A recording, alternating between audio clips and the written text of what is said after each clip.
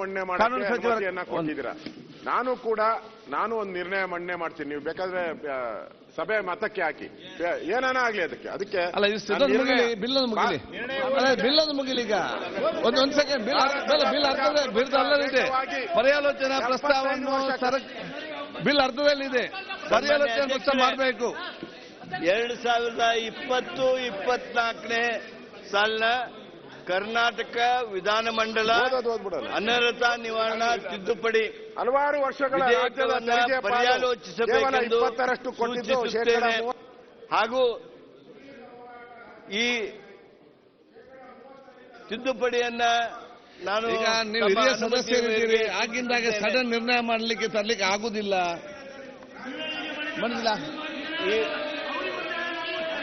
ನಾನು ಈ ಒಂದು ತಿದ್ದುಪಡಿಯನ್ನ ತಾವು ಪರ್ಯಾಲೋಚಿಸಬೇಕೆಂದು ಸೂಚಿಸುತ್ತೇನೆ. ಸನ್ಮಾನ್ಯ ಅಧ್ಯಕ್ಷರೇ, ಇದೊಂದು ಅತ್ಯಂತ ಸರಳವಾಗಿರ್ತಕ್ಕಂಥ ಕೆಲವೇ ದಿನಗಳಲ್ಲಿ ಕೋಆಪರೇಟಿವ್ ಫೆಡರಲಿಸಂ ಎಂಬ ನೀತಿಯಿಂದ ರಾಜ್ಯದ ತೆರಿಗೆ ಪಾಲು ಕೊಡುವ ಬಹಳ ದಿನದ ಬೇಡಿಕೆಗಳು 32% ಇಂದ 42% ಏರಿಸಿರುವುದು ಎನ್ಡಿಎ ಸರ್ಕಾರದ ಕಾಳಜಿಯನ್ನ ತೋರಿಸುತ್ತದೆ.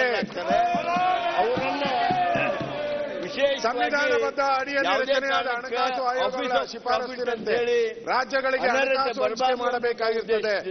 ಅದನ್ನ ಕೇಂದ್ರದ ಎನ್ಡಿಎ ಸರ್ಕಾರ ಚಾಚು ತಪ್ಪದೆ ಪಾಲಿಸಿದೆ. ರಾಜ್ಯ ಸರ್ಕಾರದ ತಾರತಮ್ಯ ತಂದಿದ್ದೇವೆ. ಆರೋಪ ಸಂಪೂರ್ಣ ಸುಳ್ಳಿನಿಂದ ಕೂಡಿದೆ.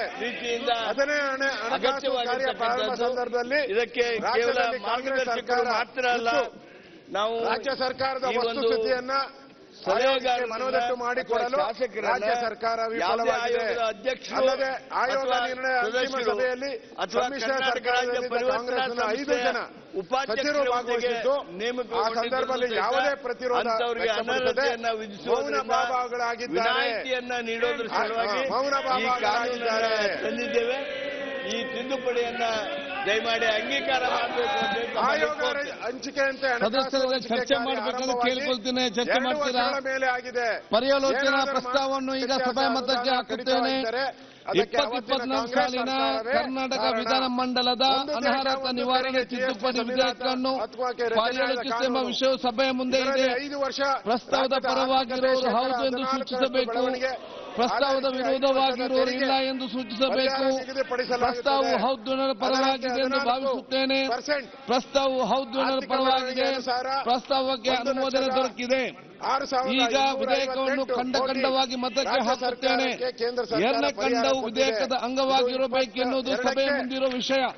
ಪ್ರಸ್ತಾವದ ಪರವಾಗಿರುವವರು ಹೌದು ಎಂದು ಸೂಚಿಸಬೇಕು. ಪ್ರಸ್ತಾವದ ವಿರೋಧವಾಗಿರುವವರು ಇಲ್ಲ ಎಂದು ಸೂಚಿಸಬೇಕು. ಪ್ರಸ್ತಾವ ಹೌದು ಪರವಾಗಿದೆ ಎಂದು ಭಾವಿಸುತ್ತೇನೆ. ಪ್ರಸ್ತಾವ ಹೌದು ಪರವಾಗಿದೆ. ಪ್ರಸ್ತಾವಕ್ಕೆ ಒಪ್ಪಿಗೆ ದೊರಕಿದೆ. ಎರಡನೇ ಖಂಡವು ವಿಧೇಯಕದ ಅಂಗವಾಯಿತು. ಒಂದನೇ ಖಂಡ ಹೆಸರು ಮತ್ತು ಅವತರಣಿಕೆ ವಿಧೇಯಕದ ಭಾಗವಾಗಬೇಕೆಂಬುದು ಸಭೆಯ ಮುಂದಿರುವ ವಿಷಯ. ಪ್ರಸ್ತಾವದ ಪರವಾಗಿರುವವರು ಹೌದು ಎಂದು ಸೂಚಿಸಬೇಕು. ಪ್ರಸ್ತಾವದ ವಿರೋಧವಾಗಿರುವವರು ಇಲ್ಲ ಎಂದು ಸೂಚಿಸಬೇಕು. ಪ್ರಸ್ತಾವ ಹೌದು ಪರವಾಗಿದೆ ಎಂದು ಭಾವಿಸುತ್ತೇನೆ. ಪ್ರಸ್ತಾವ ಹೌದು ಪರವಾಗಿದೆ. ಪ್ರಸ್ತಾವ ಅಂಗೀಕರಿಸಲ್ಪಟ್ಟಿದೆ. ಒಂದನೇ ಖಂಡ ಹೆಸರು ಮತ್ತು ಅವತರಣಿಕೆ ವಿಧೇಯಕದ ಅಂಗವಾಗಿದೆ. ಮಾನ್ಯ ಸಚಿವರು ಮಂಡಿಸುವುದು ರಾಜ್ಯಗಳ ತೆರಿಗೆ ಸಂಗ್ರಹ ಪ್ರಸ್ತಾವವನ್ನು ಮಂಡಿಸಲಾಗಿದೆ. ಅದನ್ನೀಗ ಸಭೆಯ ಮತಕ್ಕೆ ಹಾಕುತ್ತೇನೆ. 2024 ಸಾಲಿನ ಕರ್ನಾಟಕ ವಿಧಾನಮಂಡಲದ ಅನರ್ಹತಾ ನಿವಾರಣಾ ತಿದ್ದುಪಡಿ ವಿಧೇಯಕವನ್ನು ಈ ಸಭೆಯು ಅಂಗೀಕರಿಸಬೇಕು. ಪ್ರಸ್ತಾವದ ಪರವಾಗಿರುವವರು ಹೌದು ಎಂದು ಸೂಚಿಸಬೇಕು. ಪ್ರಸ್ತಾವದ ವಿರೋಧವಾಗಿರುವವರು ಇಲ್ಲ ಎಂದು ಸೂಚಿಸಬೇಕು. ಪ್ರಸ್ತಾವವು ಹೌದು ಪರವಾಗಿದೆ ಎಂದು ಭಾವಿಸುತ್ತೇನೆ. ಪ್ರಸ್ತಾವ ಹೌದು ಪರವಾಗಿದೆ. ಪ್ರಸ್ತಾವ ಅಂಗೀಕರಿಸಲ್ಪಟ್ಟಿದೆ ಮತ್ತು ವಿಧೇಯಕಕ್ಕೆ ಅನುಮೋದನೆ ದೊರಕಿದೆ. ಕರ್ನಾಟಕದ ಪಾಲನ್ನ ನ್ಯಾಯಸಮ್ಮತವಾಗಿ ಪಡೆದುಕೊಳ್ಳಲು ನಾವೆಲ್ಲರೂ ಕಡು ಬದ್ಧತೆ ತೋರಿಸಬೇಕು. ಆದರೆ ಸುಳ್ಳು ಕಾಲ್ಪನಿಕ ಮತ್ತು ರಾಜಕೀಯ ವಿಧಾನ ಪರಿಷತ್ನ ಮಾನ್ಯ ಸಭಾಪತಿಯವರಿಂದ ಬಂದಿರುವ ಸಂದೇಶದಲ್ಲಿ ಕರ್ನಾಟಕ ವಿಧಾನ ಪರಿಷತ್ತಿನ ಕಾರ್ಯವಿಧಾನ ಹಾಗೂ ನಡವಳಿಕೆ ನಿಯಮ 118ರ ಮೇರೆಗೆ ಈ ಕೆಳಕಂಡ ವಿಧೇಯಕಗಳನ್ನು ದಿನಾಂಕ 22/2/2024ರಂದು ಯಾವುದೇ ತಿದ್ದುಪಡಿಗಳಿಲ್ಲದೆ ಅಂಗೀಕರಿಸಲಾಗಿದೆ ಎಂದು ತಿಳಿಸಿರುತ್ತಾರೆ. ಅಲ್ಲದೆ ಒಂದು, ರಾಜ್ಯ ಸರ್ಕಾರ ಕರ್ನಾಟಕ ಗ್ರಾಮ ಸ್ವರಾಜ್ ಮತ್ತು ಪಂಚಾಯತ್ ರಾಜ್ ತಿದ್ದುಪಡಿ ವಿಧೇಯಕ 2024 ವಿಫಲವಾಗಿದೆ. ಎರಡನೇದು, ಬೃಹತ್ ಬೆಂಗಳೂರು ಮಹಾನಗರ ಪಾಲಿಕೆ ತಿದ್ದುಪಡಿ ವಿಧೇಯಕ 2024. ಒತ್ತಾಯ ಮೂರನೇದು, ಕರ್ನಾಟಕ ಪಟ್ಟಣ ಮತ್ತು ಗ್ರಾಮಾಂತರ ಯೋಜನೆ ತಿದ್ದುಪಡಿ ವಿಧೇಯಕ 2024. ನಾಲ್ಕನೇದು, ಕರ್ನಾಟಕ ಕೃಷಿ ಉತ್ಪನ್ನ ಮಾರುಕಟ್ಟೆ ವ್ಯವಹಾರ ನಿಯಂತ್ರಣ ಮತ್ತು ಅಭಿವೃದ್ಧಿ ತಿದ್ದುಪಡಿ ವಿಧೇಯಕ 2024. ಕರ್ನಾಟಕ ಪೊಲೀಸ್ ತಿದ್ದುಪಡಿ ವಿಧೇಯಕ 2024. ಆರನೇದು, ನೋಂದಣಿ ಕರ್ನಾಟಕ ತಿದ್ದುಪಡಿ ವಿಧೇಯಕ 2024. ಸುರೇಶ್ ಕುಮಾರ್. ಏಳನೇದು, ಕರ್ನಾಟಕ ಸ್ಟ್ಯಾಂಪ್ ತಿದ್ದುಪಡಿ ವಿಧೇಯಕ 2024. ಬಹುಶಃ ಇವತ್ತು